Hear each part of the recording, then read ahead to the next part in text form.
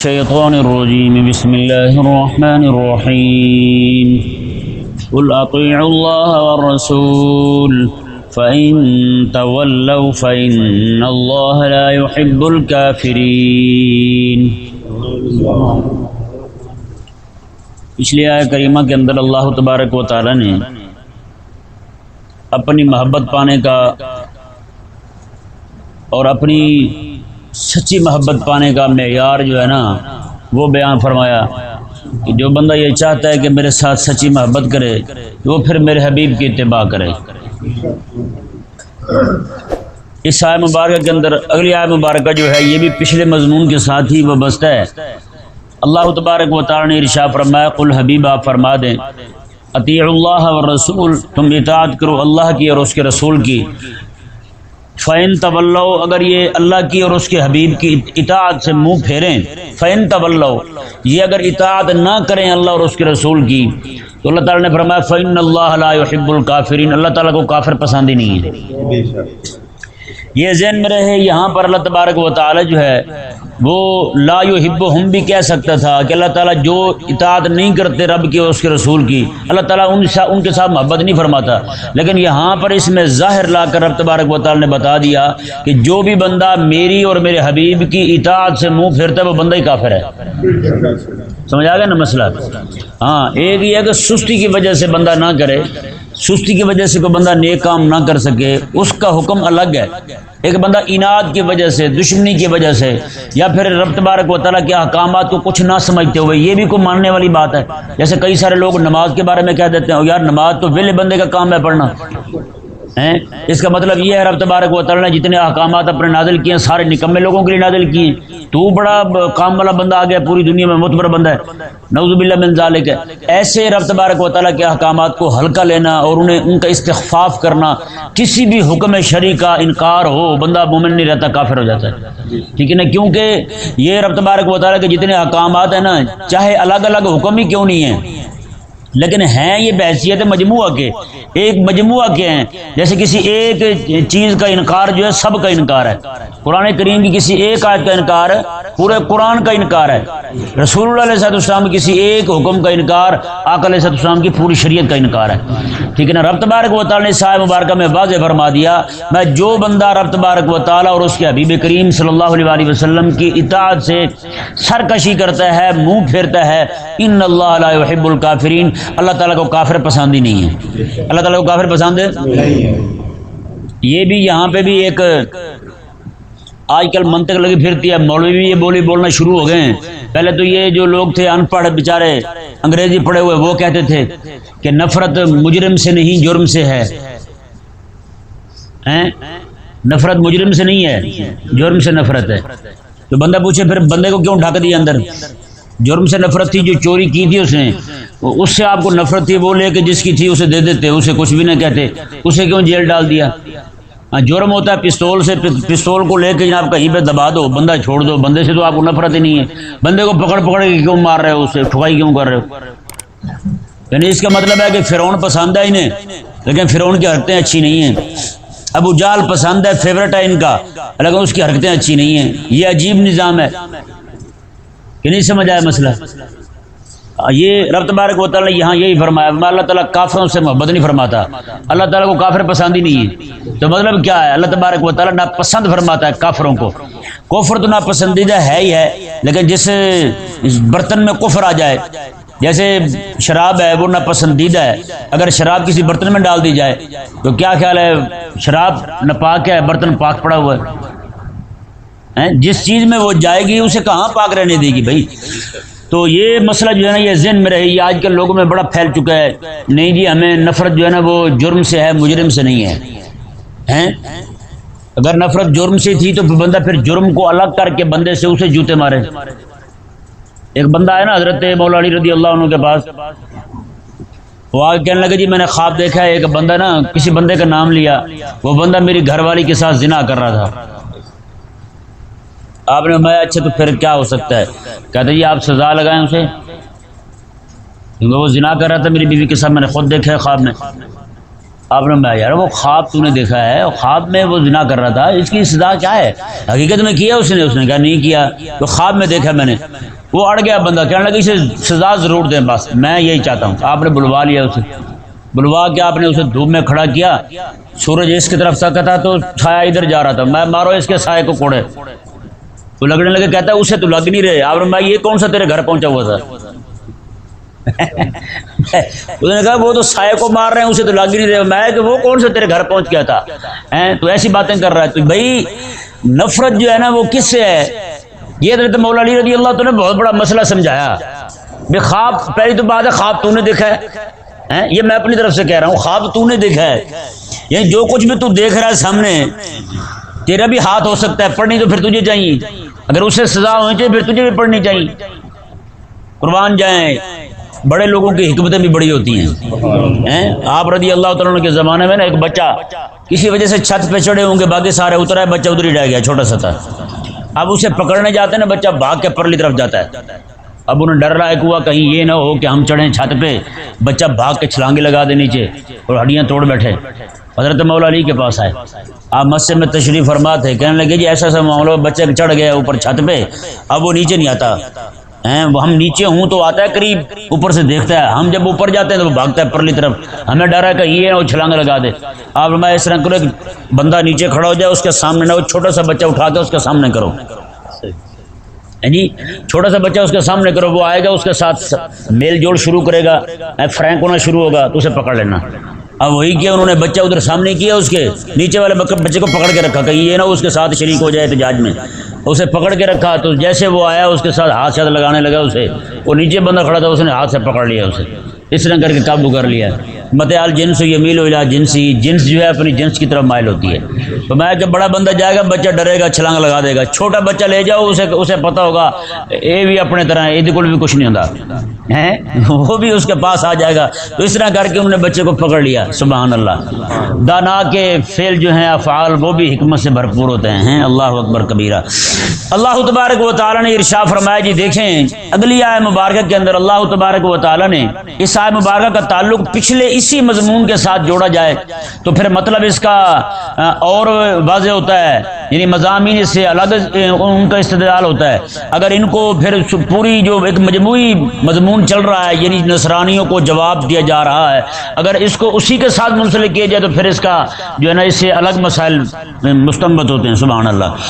اللہ تبارک و تعالیٰ نے ارشاد فرمایا، کیونکہ پچھلی آیت مبارکہ کے اندر اللہ تبارک و تعالیٰ نے فرمایا کہ محب اور محبوب بننا چاہیں جو رب کا، وہ اطاعت کریں میری، وہ کیا کریں؟ میری اطاعت کریں۔ تو رب تبارک و تعالیٰ نے اگلی آیت کریمہ کے اندر یہ واضح فرما دیا، کچھ اپنے محبوبوں کا اور اپنے محبوں کا ذکر کیا۔ میں جو میرے محب تھے، میرے محبوب تھے، ان کا ذکر رب تبارک و تعالیٰ نے کیا، تو کیا فرمایا؟ ان اللہ اصطفیٰ آدم و نوحا وآل ابراہیم وآل عمران علی العالمین۔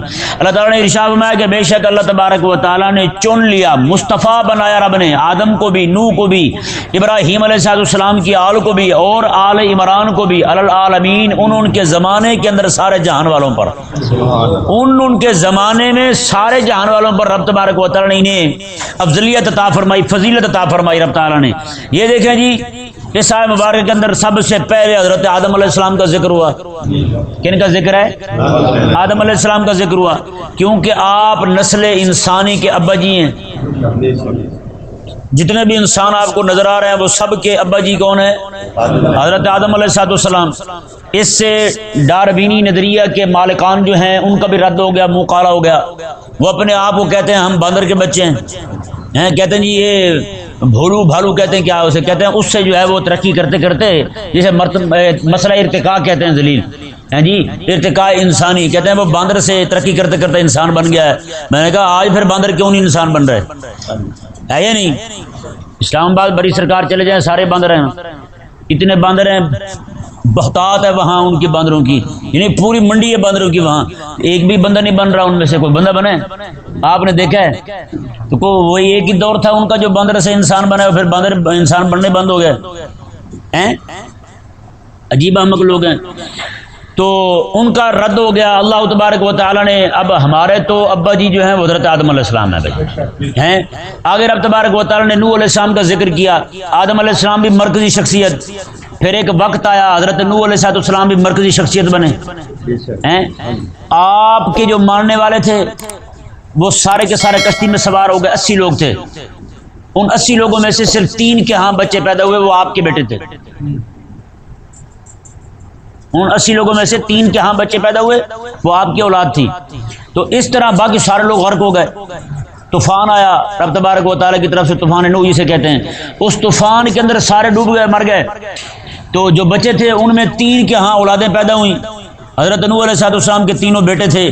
اس حوالے سے حضرت نوح علیہ السلام کو بھی آدم ثانی کہا جاتا ہے، کیونکہ آپ کو بھی مرکزیت حاصل ہے.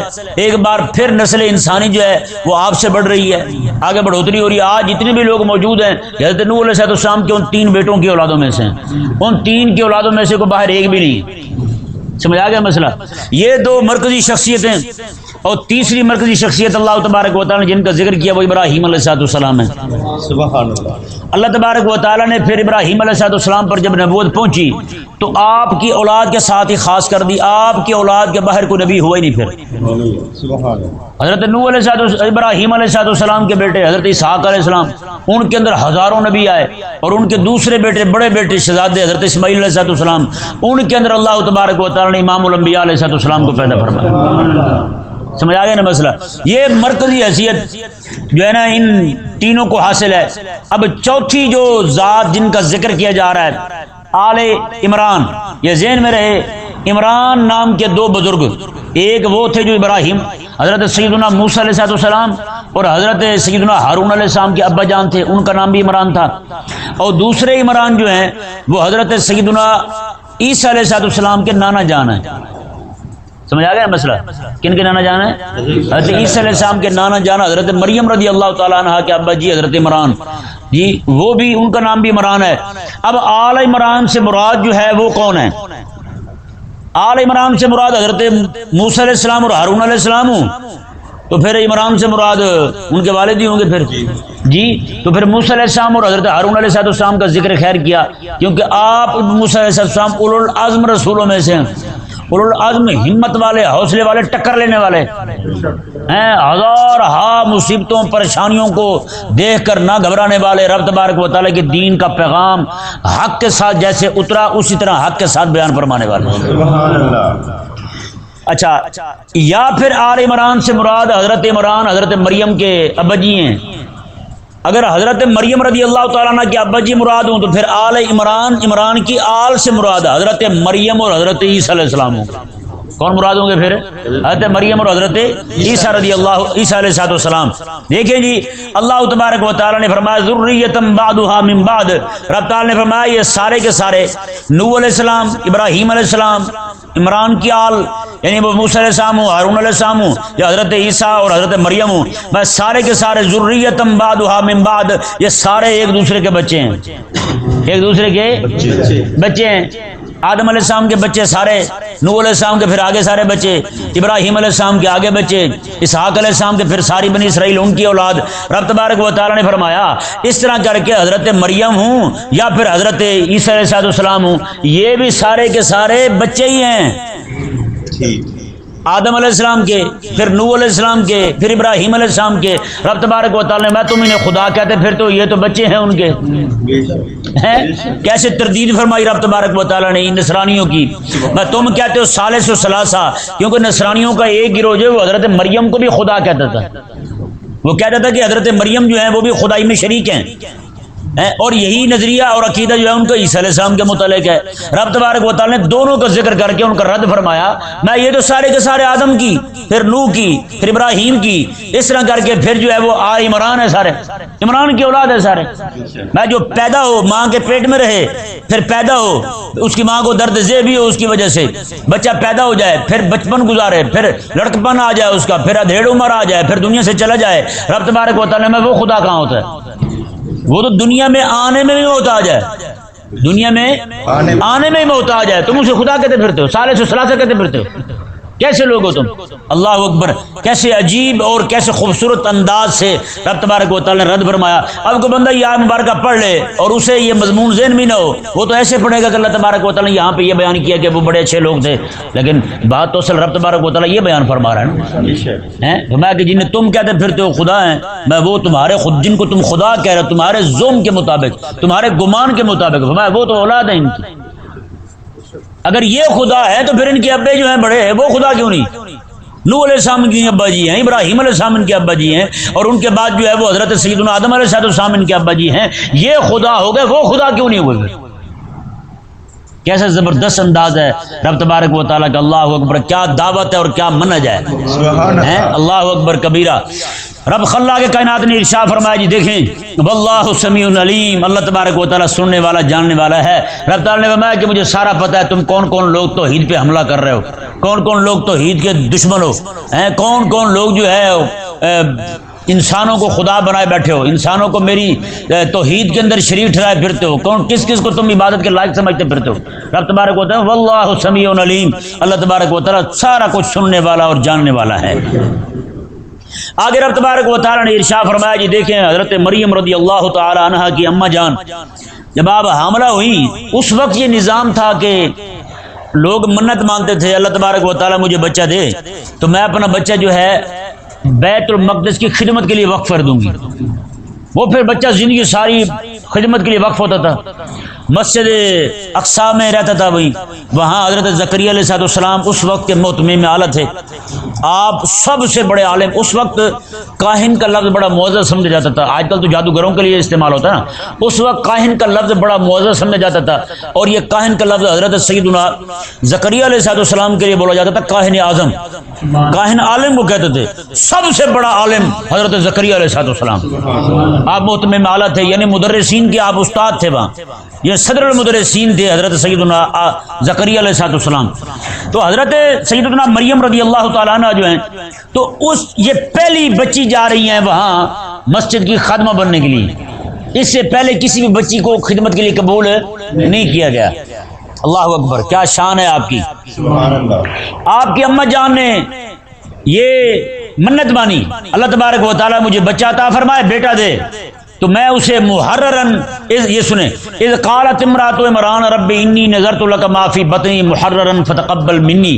رب تبارک و تعالیٰ نے فرمایا کہ جب عمران کی بیوی، یہاں یہ واضح ہو گیا کہ یہاں عمران کی بیوی سے مراد حضرت سیدنا مریم کی اماں جان ہے، حضرت مریم کی اماں جان ہے۔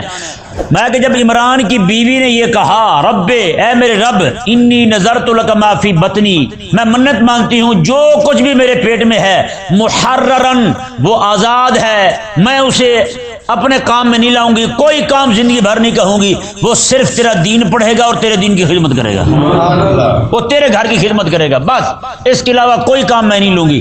فتقبل منی، مولا تو بھی قبول فرما لے، تو بھی قبول فرما رہے، اللہ اکبر۔ فرمایا رب تبارک و تعالیٰ نے، انہوں نے یہ بھی کہا انک انت السمیع العلیم، مولا بے شک تو سننے والا جاننے والا ہے۔ یہاں بھی ایک بیان قصہ ہو رہا ہے لیکن رد ان کا ہو رہا ہے، میں تم خدا کہتے ہو حضرت مریم کو، وہ تو پیدا ہو رہی ہیں، جو پیدا ہو وہ کہاں خدا ہوتا ہے، خدا تو وہ ہے لم یلد ولم یولد، اللہ اکبر، کیا شان ہے، میں خدا تو وہ ہے، میں جنہیں تم خدا کہہ رہے ہو وہ تو ان کی تو حالت یہ ہے، ان کے پیدا ہونے سے پہلے ان کی ماں منت مان رہی تھی، اللہ اکبر کبیرہ۔ آگے فرمایا رب تبارک و تعالیٰ نے، سبحان اللہ، یہاں یہ بھی دیکھیں کتنی بڑی بات ہے۔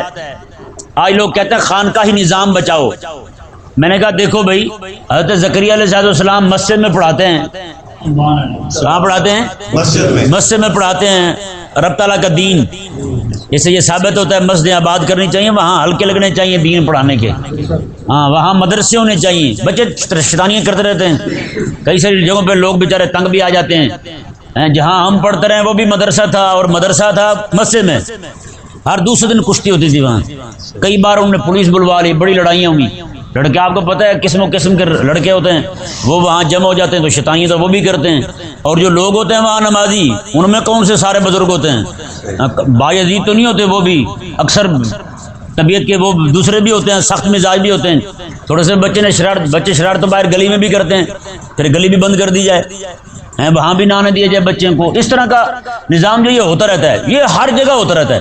میں مسجد نبوی شریف میں نا عصر کے بعد وہاں ہلکے لگتے ہیں، اللہ تعالیٰ لے جائے حضور کے سارے غلاموں کو. عصر کے بعد وہاں ہلکے لگتے ہیں، بچے پڑھتے ہیں وہاں پہ. مسجد نبوی شریف میں بھری ہوتی ہے مسجد شریف بچوں سے، چھوٹے چھوٹے بچے. میں نے دیکھا بڑے بہادر طریقے کے ساتھ بیٹھے ہوئے ہیں اس طرح کر کے. چھٹی ہوئی نا، میں نے کہا میں نا چلتا ہوں دیکھتا ہوں ان کو باہر مسجد نبوی شریف سے. میں ایسے چل پڑا ساتھ. وہ جیسے اندر سے باہر نکلے نا، ابھی مسجد کے ہاتھے سے باہر نہیں گئے، جنت البقیع کے پاس بھی نہیں گئے. بچوں نے جوتے نکالے اور ایک دوسرے کو وہ ٹھوکے. میں کہا لے بھی ایک جنگ دی پلاننگ اندر ہی ہو رہی تھی، ٹھیک ہے نا. میں نے کہا یہ پلاننگ اندر ہی کر رہے تھے، باہر آ کے اسے جناب انہوں نے بپا کر دیا ہے. تو میں نے پھر سوچا، میں نے کہا یہ طالب علم نہیں ہوتے ہیں، چاہے جہاں کے رہنے والے کیوں نہ ہو. انہیں کچھ نہیں ہوتا. اللہ اکبر. ایک پاکستان کا فوجی افسر تھا، مدینے گیا تو بچے آقا علیہ السلام کے روضہ شریف کے ساتھ کھڑے لڑ رہے تھے. سنیں ذرا، مسجد نبوی شریف میں آقا علیہ السلام کے روضہ شریف کے ساتھ بچے کھڑے لڑ رہے تھے، چھوڑ ڈال رہے تھے. تو اس نے نا بچوں کو ڈانٹ دیا. رات کو خواب میں آقا علیہ السلام کا دیدار ہوا. آقا علیہ السلام پریشان تھے. میں تو نے بچوں کو کیوں ڈانٹا ہے؟ تجھے نہیں پتا وہ میرے پاس آئے ہوئے تھے. اس نے کہا یا رسول اللہ آپ کے پاس شور کر رہے تھے. جب میں کچھ نہیں کہتا تو کون ہوتا ہے انہیں ڈانٹا؟ اللہ اکبر. توسا شریف جہاں پہ ابھی سیلاب آئے ہوئے، وہاں کے بزرگ تھے بہت بڑے. تو محتمم مدرسہ تھا وہاں پہ. محتمم اس مدرسے کا ایک بچے نے کوئی شرارت کی تو وہ محتمم جو ہے نا، وہ اس نے آ کے شکایت کی قاری صاحب کو کہ اسے مارے، اس نے جناب یہ شرارت کی ہے. تو وہ جو ہے نا قاری صاحب بچے کو مارنے لگے اس طرح. تو سامنے آقا علیہ السلام تشریف لے آئے. آقا علیہ السلام انتہائی پریشانی کے عالم میں. آقا علیہ السلام نے تو محتمم کے بچے کو مار لے، میرے بچوں کو کیوں مارتا ہے؟ بتائیں. یہ شرارتیں سارے ہی کرتے ہیں. یہ نہیں کہ بچے مدرسے میں بیٹھے ہیں وہی شیطانیاں کرتے ہیں. شیطانیاں سارے کرتے ہیں. ان سے تو زیادہ ہونی ہیں، کیونکہ شیطان ان کے پیچھے زیادہ چڑھا ہوگا کہ یہ نہ دین پڑ جائے. کسی نہ کسی طریقے سے کوئی نہ کوئی شیطانی کروائے گا ان سے. جی تو اس لیے ان کے ساتھ جو ہے نا، یہ بچے رسول اللہ علیہ السلام کے دین کے لیے وقف ہیں. ان کے ساتھ بندہ پیار سے پیش آئے. یہ نہ، یہ ہمارے بزرگ فرماتے ہیں میں کہ باقی یہاں میرے پاس بندے آتے ہیں وہ میرے مہمان ہیں، آپ کے پاس آتے ہیں آپ کے مہمان ہیں، آپ کے پاس آتے ہیں آپ کے مہمان ہیں. ہمارے بزرگ فرماتے ہیں جو بچہ رسول اللہ علیہ السلام کا دین پڑھنے آئے نا، فرمایا یہ رسول اللہ کا مہمان ہوتا ہے. رسول اللہ کا مہمان ہوتا ہے. جب ہم اپنے مہمانوں کے ساتھ اس طرح نہیں کرتے تو پھر رسول اللہ علیہ السلام کے مہمانوں کے ساتھ کیوں ہے جی. تو یہ ہر مسجد کو آباد ہونا چاہیے. ہر مسجد، میں صحیح کہتا ہوں، جس مسجد کے اندر مدرسہ نہیں ہے نا، آپ سمجھیں اس علاقے سے دین رخصت ہو رہا ہے، چاہے مولوی جتنا مرضی زور کیوں نہ لگا رہا ہو. یہی بچے تیار ہوں گے. آپ میں سے میں اور آپ حقیقت والی بات ہے، کتنی باتیں سنتے بھول جاتے ہیں. یہ بچے جو یاد رکھتے ہیں، کئی بار مجھے سنا رہے ہوتے ہیں بچے، کئی بار میں بخود بات بھول جاتا ہوں، لیکن مجھے یاد کروائیں گے آپ نے اس دن یہ فرمایا تھا، یہ آپ نے کہا تھا اس دن. تو یہی بچے جو ہے نا، اگر یہ ترکی کے اندر یہ کہاوت مشہور ہے، کہتا کہ تم نماز پڑھ رہے ہو نا، نماز میں چھوٹے بچوں کی پیچھے سے آوازیں نہیں نہ آ رہی، تمہیں فکر کرنی چاہیے اپنی نسل کی. تمہاری نسل برباد ہو رہی ہے، تمہاری نسل دین سے ہٹ گئی ہے. آج ہم جب نماز پڑھتے ہیں تو ہم اپنے خود پیچھے دیکھ لیں، میرے کتنے بچے پیچھے کھڑے ہیں. 4 5 بچے ہیں ہمارے، میرے کتنے بچے پیچھے کھڑے ہیں. بندہ خود اندازہ لگا لے. اگر میں مر گیا تو میرے گھر سے نماز پڑھنے کے لیے مسجد میں آنے والا کوئی ہے ہی نہیں. تو پھر جو بچے والدین اپنے بچوں کو سارے دن کے لیے وقف کیے ہوئے ہیں، ان کی تو ہمت ہے نا یار.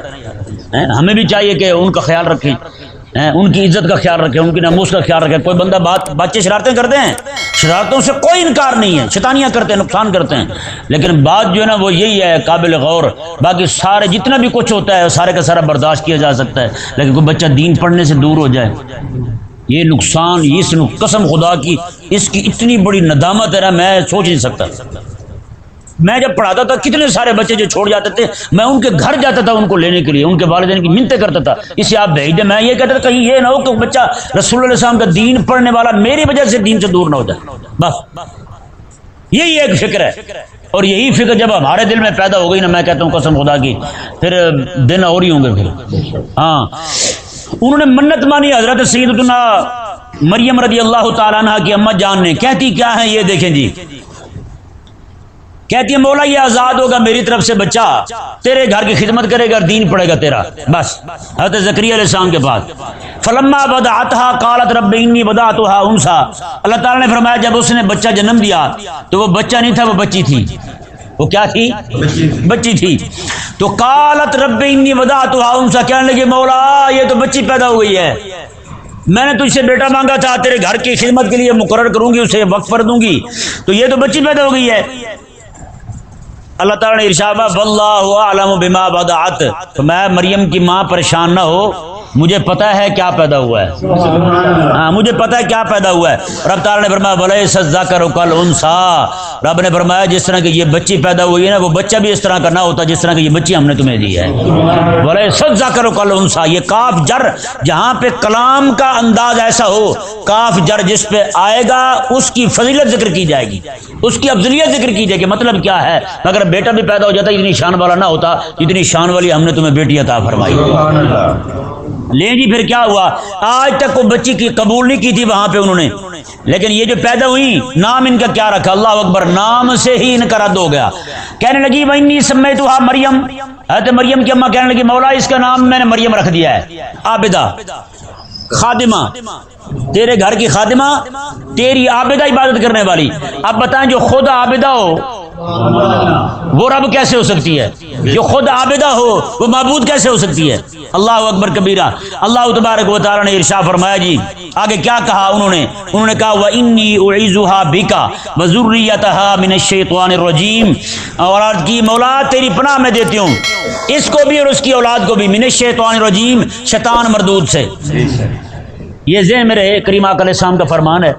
آقا علیہ السلام نے ارشاد فرمایا کوئی بچہ پیدا ہوتا ہے نا، پیدا ہوتے جو پہلی بار روتا ہے، بچے روتے نہیں ہیں، پیدا ہوتے چیختے ہیں، آقا علیہ السلام نے میں وہ شیطان کچوکا لگاتا ہے اسے، جیسے بیٹھے ہو نا کسی کو ایسے وقی میں انگلی مار دیتے ہیں تو وہ ایک دم ایسے ہوتا ہے۔ تو بچہ جو پیدا ہوتا ہے نا وہ پیدا ہوتے ہی جناب شیطان اسے کچوکا لگاتا ہے اس طرح کر کے، تو بچہ چیختا ہے، وہ روتا ہے، اس کا پہلا رونا جو ہے وہ شیطان کی دی ہوئی تکلیف کی وجہ سے ہوتا ہے، کیونکہ وہ پہلے دن ہی آ کے جیسے ہم کسی کے پاس جائیں تو ایسے سلام دعا بنانے لگے، بندہ جاتے ہی فرینک ہونا شروع ہو جائے، ہاں بھی سنا کی حال ہے تیرا، خوش ہیں، اس طرح کر کے جناب بات شروع کرتا ہے۔ تو شیطان جو ہے وہ بھی پیدا ہوتے بچے کو جا کے اس طرح کچوکا لگاتا ہے، لگا کے کہتا ہے ہاں بھائی آ گئے ہیں پھر، تو میں بھی پہنچے ہی ہیں، میں بھی آیا تیرے پاس۔ تو یہ شیطان اس لیے کرتا ہے، سمجھ آ گیا۔ کریم آقا علیہ السلام نے فرمایا کہ دو بندے بچے ہیں شیطان کے اس کے چوکے سے پیدا ہونے والے، دو بچے، ایک حضرت مریم ہے اور ایک ان کے بیٹے حضرت عیسیٰ علیہ السلام ہے۔ اندازہ لگائیں، باقی سب کو شیطان ہاتھ لگاتا ہے اس طرح کر کے۔ اللہ اکبر کبیرہ۔ بہت سارے پھر یہ ضروری بہت اللہ تبارک و تعالیٰ کے جو نیک لوگ پاک لوگ ہوتے ہیں وہ پھر شیطان کے شر سے بچ بھی جاتے ہیں، اللہ تعالیٰ انہیں بچانے والا بھی ہوتا ہے، اور اکثر جو ہیں وہ اس کے دوست بن جاتے ہیں، تو کہتے ہیں یار جب ہم آئے تھے تو نے تو ہمارے ساتھ سلام دعا کی تھی۔ اسی لیے حکم ہے کہ جیسے بچہ پیدا ہو اسے غسل کرانے کے بعد فوراً اس کے کان میں اذان پڑی جائے تاکہ وہ شیطان کا اثر نہ لے، اس کی پہلے دن آتے ہی توجہ رحمان کی طرف ہو جائے۔ سبحان اللہ۔ سمجھ آ گیا نا مسئلہ، یہ وجہ ہے۔ اچھا یہاں پہ ایک ضمن مسئلہ بیان کر دوں، کئی سارے بچے پیدا ہوتے ہیں نا ان کو ڈاکٹر منع کر دیتا ہے ابھی نہ نہلائیں اسے، ابھی نہ نہلائیں اسے، تو یہ ذہن میں رہے کہ نہلانے کا منع بھی کر دینا پھر بھی اذان پڑھ دینی چاہیے اس کے کان میں، کیونکہ جو بندہ اذان پڑھ رہا ہے نا اس کا پاک ہونا ضروری ہے، یہ نہیں سمجھ آیا، اذان تو اس نے پڑھنی ہے نا، اس کے کان میں پڑھنی ہے۔ جو بھی بندہ ابھی غسل سے منع کیا گیا ہے اذان پڑھ دیں پھر بھی، تاکہ سب سے پہلا کلام جو اس بچے کے کان میں جائے وہ رب تبارک و تعالیٰ کا قرآن جائے، رب تبارک و تعالیٰ کا کلام، اس کا نام جائے اس کے کان کے اندر، اس کے دل و دماغ کو جو چیز معطر کرے، جو چیز منور کرے، سب سے پہلی آواز جو اس کے کان میں جائے وہ اللہ سونے کا نام ہونا چاہیے۔ یہ نہیں سمجھ آیا مسئلہ۔ کئی ساری جگہوں پہ کوئی بندہ ہاتھ نہیں آتا تو پریشان ہوتے ہیں، اب کیا کریں جی، وہاں جو خاتون ہے نیک پاک خاتون ہے، نیک پاک سے مطلب پاکی کی حالت میں، وہ خاتون جو ہے اس کے کان سے منہ لگا کے اذان وہ بھی پڑھ سکتی ہے۔ سمجھ آ گیا مسئلہ، یہ بھی جائز ہے، کوئی مرد نہ مل رہا ہو اذان پڑھنے والا، کیونکہ کئی مردوں کو شرم آتی ہے اذان پڑھتے ہوئے، کہ نہیں، انہیں کہنا اذان پڑھیں، شرم آتی ہے۔ کئی لوگ ایسے فلانا بھی غلط پڑھتا ہے، فلانا بھی غلط پڑھتا ہے، یہ آپ پڑھ لیں مجھے تو نہیں آتی۔ ایک بندہ گیا نا تبلیغیوں کے ساتھ چلا گیا، کئی دن تبلیغ کی تو اس نے وہ پہلے کلمہ پڑھاتے تھے، اب نہیں پڑھاتے، جاتے جہاں بھی جا کے وہ یہی سمجھتے سارے مشرک لا الہ الا اللہ پڑھو، سارے سب کو پڑھا لیا کلمہ۔ تو وہ ایک بندے نے سمجھ لی فضیلت بڑی کلمہ پڑھانے کے، پٹھان تھا بیچارہ، وہ گیا جا کے اپنے علاقے میں لوگوں کو کہتا کلمہ پڑھو، وہ کہتے یار ہم مسلمان ہیں، آگے چلے کہتا کلمہ پڑھو۔ ایک بندے کو بار بار کہا، اس نے کہا چل یار پڑھا مجھے، کہتا آتا تو مجھے بھی نہیں ہے، تم خود ہی پڑھو۔ ہیں یہی غلطیاں نکال رہے ہیں، آپ پڑھ سنائیں پھر آتا تو مجھے بھی نہیں ہے، پھر کم از کم اپنے تو پاؤں مضبوط کر وضو پکا کر اپنا پھر سمجھا دوسروں کو بھی۔ اللہ اکبر کبیرہ۔ خلاق کائنات نے ارشاد فرمایا جی دیکھیں رب تعالیٰ کی بارگاہ میں عرض کی مولا انہیں بچانا شیطان سے، شیطان مردود سے، اسے بھی اور اس کی اولاد کو بھی، تو رب تبارک و تعالیٰ نے بچایا پھر اللہ اکبر کبیرہ۔ اب کیا ہوا جی، آج تک کوئی بھی لڑکی قبول نہیں کی گئی تھی، لیکن جب حضرت مریم کی اماں ان کو حضرت مریم کو لے کر گئی نا حضرت زکریا کے پاس، تو جتنے بھی مسجد میں علماء بیٹھے تھے حضرت زکریا علیہ السلام سمیت سب نے حامی بھر لی کہ ہم قبول کرتے ہیں۔ تو ظاہری بات ہے اللہ تعالیٰ نے ان کے دل میں ڈالا۔ چھوٹی سی بچی پیدا ہوتی لے گئی تھی مسجد میں، ابھی سے خدمت آپ نے کرنی ہے۔ اللہ اکبر۔ حضرت مریم رضی اللہ تعالیٰ عنہ کو جب لے کر گئی ان کی اماں، رب تعالیٰ نے کیا ارشاد فرمایا، فتقبلها ربها، میں کہ اس مریم کو بھی اس کے رب نے قبول فرما لیا، بقبول حسن، اچھے طریقے سے قبول فرمایا، سونے طریقے کے ساتھ قبول فرمایا۔ کیوں نہ وہ اچھا طریقہ ہو جس کی پرورش کے لیے رب نے اپنے نبی کا انتخاب فرمایا۔ اب ہوا یہ کہ وہ سارے کہنے لگے کہ ہم خدمت کرتے ہیں، زکریا علیہ السلام فرمائے کہ میں خدمت کرتا ہوں۔ اب انہوں نے کہا کہ دیکھیں، سنیں ذرا غور کے ساتھ، انہوں نے کہا کہ قرآن اندازی کر لیتے ہیں کہ یہ کس کی حصے میں آئے اس کی خدمت کرنا۔ حضرت زکریا علیہ السلام نے سارے اپنے قلم لے آؤ، نہر میں بہاتے ہیں، جن کے قلم ادھر جا رہے ہیں جس طرف پانی جا رہا ہے تو وہ اہل نہیں ہوں گے اس کی خدمت کے، اور جس کا قلم ادھر جا رہا ہے جس طرف سے پانی آ رہا ہے سبحان اللہ، کہتے ہیں چلو تم ادھر کو ہوا ہو جدھر کی، نہ نہ نہ نہ۔ رب تبارک و تعالیٰ نے فرمایا کہ وہی عالم ربانی، وہی عالم حق جو ہے میری بندی کی خدمت کرے گا جس کا قلم جدھر ہوا جا رہی ہے ادھر نہ جائے، حق کے لیے جائے، چاہے ہوا الٹی سمٹی کیوں نہ ہو۔ کتنی بڑی بات ہے یار، سمجھے تو کوئی پھر ہے نا۔ لے گئے سارے اپنی اپنی کلمے، علماء تھے سارے، سب کے پاس کلمے تھی، کلمے لے کے جا کے نہر میں اس طرح ڈال دی، سب کی کلمے جدھر سے جب پانی جا رہا تھا نا ادھر ہی روانہ ہو گئی، لیکن حضرت زکریا علیہ السلام کی قلم جو ہے وہ پیچھے کو چل پڑی، سبحان اللہ، پیچھے کو چل پڑی۔ اللہ تبارک و تعالیٰ نے ارشاد فرمایا میں کہ یہ میرا زکریا ہی خدمت کرے گا اس کی۔ اللہ اکبر۔ اللہ تبارک و تعالیٰ نے ارشاد فرمایا جی دیکھیں وَأَنبَتَهَا نَبَاتًا حَسَنًا، میں ہم نے پھر بڑے اچھے طریقے کے ساتھ ان کی پرورش کی، انبات ویسی انبات کو کہتے ہیں اگانے کو، ہم نے انہیں بڑھایا پھر حضرت مریم کو، وَكَفَّلَهَا زکریا، اور ان کی خدمت جو ہے زکریا علیہ السلام نے قبول کی۔ اللہ تبارک و تعالیٰ نے فرمایا کہ ایک دن کیا ہوا، حضرت مریم جو ہیں اب جب تھوڑی سی سیانی ہو گئی نا، حضرت مریم بڑی ہو گئی، تو آپ نے ایک الگ حجرہ بنا دیا، اسی کے اندر آپ کو بٹھا دیا، جسے محراب کہتے ہیں۔ محراب ہر اونچی جگہ کو کہتے ہیں، ہر اونچی بلڈنگ کو، کمرے کو محراب کہتے ہیں۔ یہ بھی چونکہ الگ ہوتا ہے، اونچا ہوتا ہے سب سے، مسجد اس طرح کھڑی کی جائے تو اونچی جگہ کون سی ہوگی؟ یہی ہوگا نا، سر تو اسی طرف ہے تو یہی محراب ہی اونچا ہوگا، تو اسی کو اونچا محراب اونچا کہتے اسی لیے، ہر اونچی جگہ کو محراب کہتے ہیں، سمجھائے نا؟ جیسے کہتے ہیں ماتھے پہ محراب پڑ گیا ہے، کیا پڑ گیا ہے؟ محراب پڑ گیا ہے، کیا یہی والا پڑ جاتا ہے اسے؟ نہیں نہ پڑتا۔ تو داغ تو گھٹنوں پہ بھی ہوتے ہیں کالے، منہ پہ بھی بن جاتے ہیں، اسی کو کوئی بھی محراب نہیں کہتا، اسے گھٹنے کالے جاتے ہیں، ٹخنے کالے جاتے ہیں، کوئی بھی محراب نہیں کہتا، محراب اسے کہتے ہیں۔ اونچی جگہ نا، اونچی جگہ کا داغ جو ہے کالا اسے محراب کہتے ہیں۔ تو رب تبارک و تعالی نے ارشاد فرمایا جی حضرت مریم کو انہوں نے ایک الگ کمرے میں رکھ دیا، اب وہی ہیں۔ اب ہوا کیا جی، یہ انداز دیکھیں جی، اللہ تبارک و تعالی نے ارشاد فرمایا کلما دخل علیہا زکریا المحراب، حضرت زکریا علیہ السلام کہیں گئے ہوئے تھے، واپس آئے جب محراب میں، وجد عندها رزقا، آپ نے آ کر دیکھا تو وہاں پہ رزق موجود تھا، یعنی وہاں پہ وہ پھل موجود تھے جو بے موسم تھے، موسم کے تھے ہی نہیں، تاکہ کسی کے ذہن میں، زکریا علیہ السلام کے بھی ذہن میں یہ بات نہ آئے کہ کوئی بندہ باہر سے آ کے دے گیا ہے، کوئی باہر سے بھی بندہ آتا تو وہی لاتا نا جو موسم ہے، تو موسم ہی نہیں ہے۔ اللہ اکبر، بے موسم کے پھل زکریا علیہ السلام نے دیکھے اور عرض کی رب کی حضرت مریم کو فرمایا کہ یا مریم، اے مریم، انا لک ھذا، یہ کہاں سے آ گئے ہیں، یہ کہاں سے آئے ہیں؟ اس سے ثابت کیا ہوتا ہے یا جو بندہ اپنے آپ کو رب کے دین کے لیے وقف کر لینا ہے، اس کے دروازے کو تالا بھی کو لگا کے چلا جائے، رب تبارک و تعالی رزق پھر بھی پہنچاتا ہے، تو بندہ چلے تو صحیح اس راہ پر ہیں۔ اللہ اکبر۔ اللہ تبارک و تعالی نے ارشاد فرمایا جی دیکھیں، انہوں نے کہا حضرت مریم کو، مریم یہ کہاں سے آ گیا؟ حضرت مریم عرض گزار ہوئی، قالت هو من عند اللہ، میں یہ میرے اللہ کے پاس سے آیا ہے۔ کتنی تعلیم پائی تھی حضرت مریم نے، انہیں یہ بھی ونڈ ہو رہی تھی کہ یہ جناب کسی اور طرف سے نہیں آ رہا، یہ میرا خالق اور مالک ہی بھیج رہا ہے مجھے ہیں۔ اللہ اکبر۔ اور آگے پتہ کیا فرمایا، ان اللہ یرزق من یشاء بغیر حساب، کتنی عالمہ فاضلہ بن گئی تھی، ایسا عارفانہ کلام کر رہی ہیں، کہنے لگی کہ آپ یہ میرا رب جو ہے نا، ان اللہ یرزق من یشاء بغیر حساب، وہ کسی کو جب دیتے تو کھاتا نہیں رکھتا اپنے پاس، ہاں یہ نہیں کہ دیتے ہو کھاتے لکھتے ہو، 10 روپے دیے تو لکھ لیے، 50 دیے تو لکھ لیے، نہ نہ نہ، ان اللہ یرزق من یشاء بغیر حساب، رب جسے دیتا ہے بے حساب عطا فرماتا ہے۔ اللہ